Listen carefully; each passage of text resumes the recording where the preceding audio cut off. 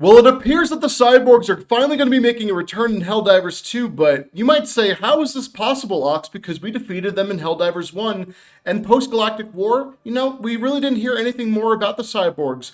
Well, friends, from the leaks and from the sound bites that we have, it does appear that they're coming through, so we're going to have to break down the lore of who the Cyborgs are, what they're about, and what could they be up to in Helldivers 2, so let's go and dive in. So who were the Cyborgs? Well, the Cyborgs themselves started actually off as normal humans, but they wanted something more. They craved something different and started to augment their flesh with cybernetics, becoming cyborgs and something different, something apart from humanity. And because of this, they wanted to separate themselves from Super Earth and started to make these separatist colonies. Now, this would kick off what would begin, the first strings of the Galactic War, but not fully just yet. It wasn't until a terrorist attack happened by the Cyborgs on Super Earth, killing a couple of civilians, that the war truly kicked off. Or maybe that's just the narrative and justification that Super Earth gave to really initiate the war against the Separatists. Because, there could be some obfuscation happening with the intel over there. You never know, democracy officers. This event would come to be known as the bombing of Super Earth District 48. Now, this is when a man with cybernetic parts would go into District 48, detonating a bomb and killing 8 civilians, and being noted as the first strike of these socialistic cyborgs against Super Earth. But there have been many citizens that claim there was never any evidence that would indicate that a lone attack has happened and that was, afflicted on us by the cyborg nations. But who's to say who actually has the truth? Was there actual cause for the war, or did Super Earth just want to put down some dissidents that were in their way of true democracy? But the first Galactic War truly would kick off when both factions laid claim to Cyberstan. Yes, it was this cold, icy planet, but Super Earth said, hey, this is in our control, and the Cyborgs, being the separatists that they are, said, no, we have claimed this planet, this is our roots, this is our origin, we are taking it for ourselves. And this would kick off the first war of Super Earth versus the Federation of Cyberstan, which, if you don't know, the Cyborgs ran off of a collective of different warlords. So each faction had its own warlord and would wage war against Cyber Earth throughout the entirety of the First Galactic War. As the war kicked off, this cyborg front would prove to be one of the most bloodiest during the campaign, and that is because they would go and invade many of the planets held in Super Earth's control, not only attacking the government and the Helldivers, but also directly attacking the citizenry. That is right, the Cyborgs' tactic was to inflict maximum damage on these planets to take them over, but also to harvest and reprocess the citizenry, turning them into cyborgs, because that is what they are known for, replenishing their numbers and going back on the warfront to bring the devastation once more to another planet.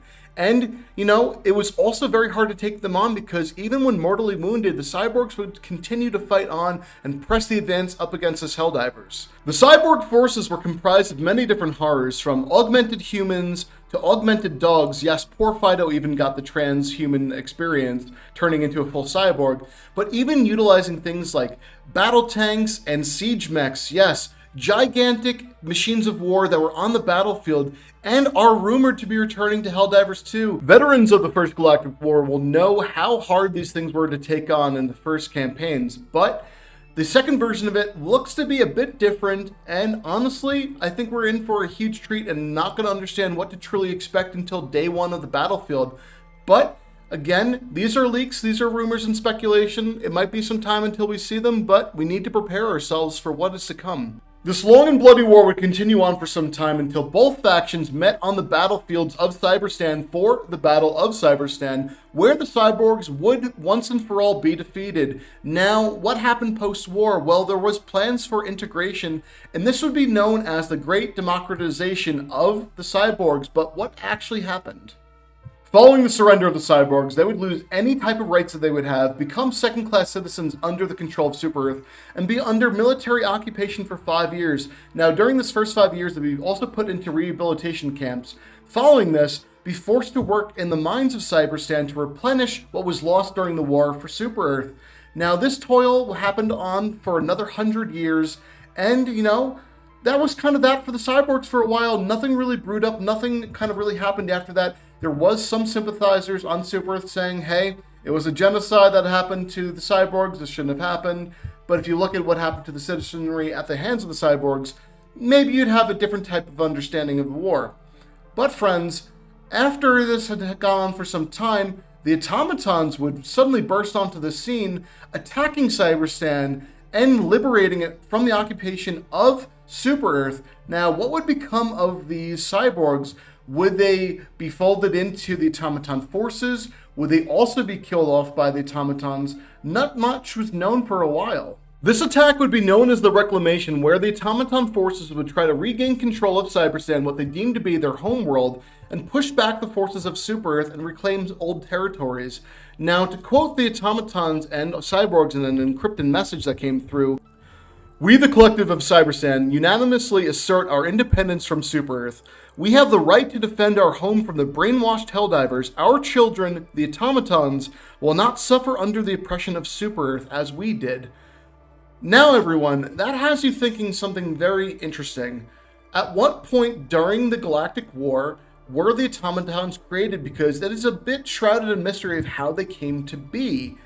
But we also have to think of, well, if the cyborgs were truly defeated, there must have been some warlord out there that had gone away from the war, spent time creating the Automatons to make a stronger force, to push back the forces of Super Earth. Maybe they saw the writing on the wall. Maybe they saw that, hey, the war is a losing battle and we are never going to come out on top unless we change and evolve even further, because the Automatons are fully cybernetic. Not these half-humans, half-cybernetic creatures, but yes, fully cybernetic.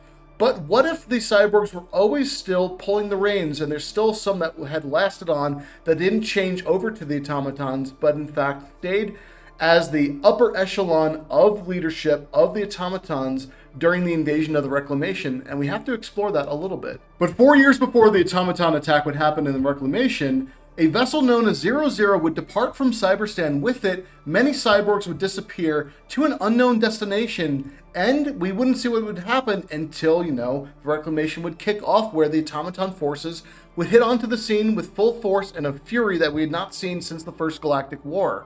But yes, friends, again, I have to question, were the Automatons made already, or within that 4-year period, were they mass-produced somehow from the cyborgs that were able to escape and turn themselves into that?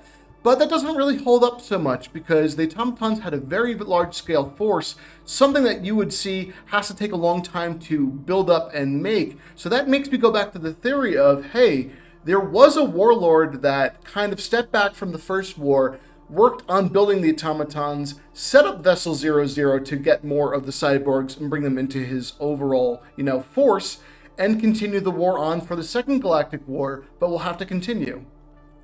Then, as you know, the Second Galactic War would continue on against the Automatons in a war of attrition. They would take a planet, we would take a planet, we'd lose a planet, and so on. But not much would be heard about the cyborgs anymore. Until, friends, that is right, the Siegebreakers launch trailer for the new war bond that's coming out February 3rd. At the end of it, we have something very suspicious. There is a cameraman that we know from the commando missions being dragged away, and his footage is still running, and the lens is cracked, but we're hearing what sounds to be cyborg dialogue. That is right, friends. In some leaked dialogue from the cyborgs in the previous video that we had the voice lines, we now know what the cyborgs sound like in today's era. They have changed and modified their language a little bit, and that sounds eerily suspicious to what we heard in the trailer. So I'm just going to play a little bit of what we heard in the trailer and some of the wave files that we showed previously, and you can kind of put 2 and 2 together.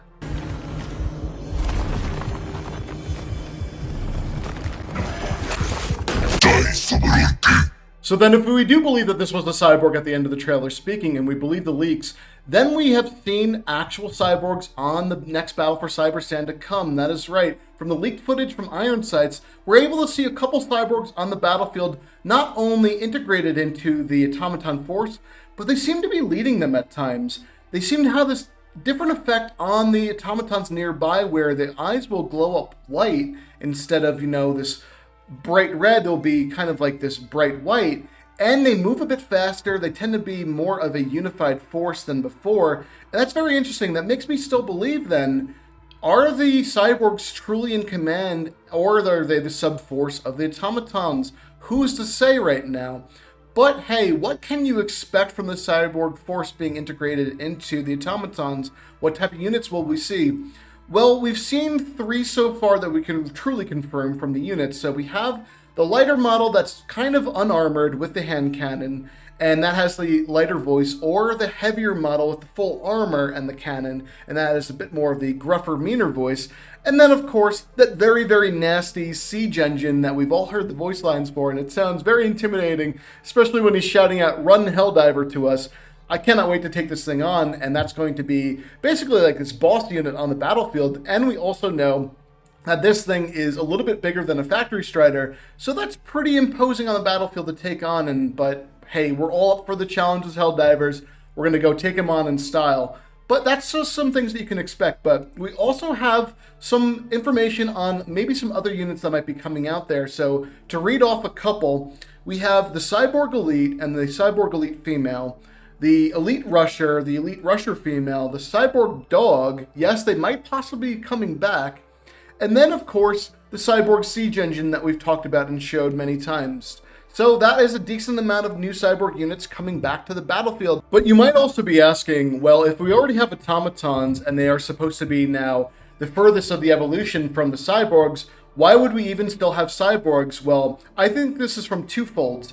If we're still going with the belief that there still have been some Cyborgs in leadership, obviously they might want a couple bit more to replenish them, or they are the existing ones being, brought out to the battlefield out of necessity. Or we also know that they have been harvesting the citizenry of Super Earth and our planets, but then also potentially Helldivers and Siege units themselves. That is right.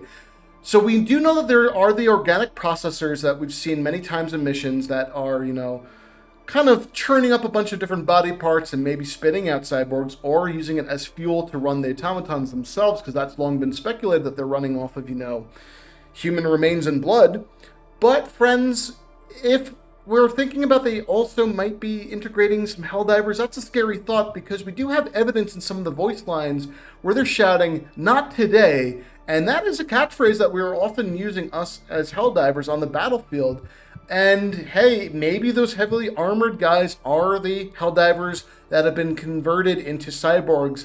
That is a truly terrifying thought. So that goes to show that maybe there is a weird hierarchy at play over here. We have the cyborgs from the original war on top, then the automaton forces, then the new wave integrated cyborgs of those that have been recently harvested. That's kind of scary and some food for thought, but I would love to get kind of maybe your tinfoil hat speculations on that. And then as further evidence, and I think this is probably the most concrete thing that will show that the cyborgs are still in control of the automaton forces, is the leaked footage of Cyberstan from Iron Sights again when he's at the complex with all the statues. Now, keen eyes would have observed something very interesting over here. There is the cyborg as the kind of parental heroic kind of figure in the statue, and the automaton as the lesser, more of the child. Now, if you take it on face value, you can say, yes, we do know from the quotes previously that they talked about the automatons as their children, and maybe that's just paying homage to that.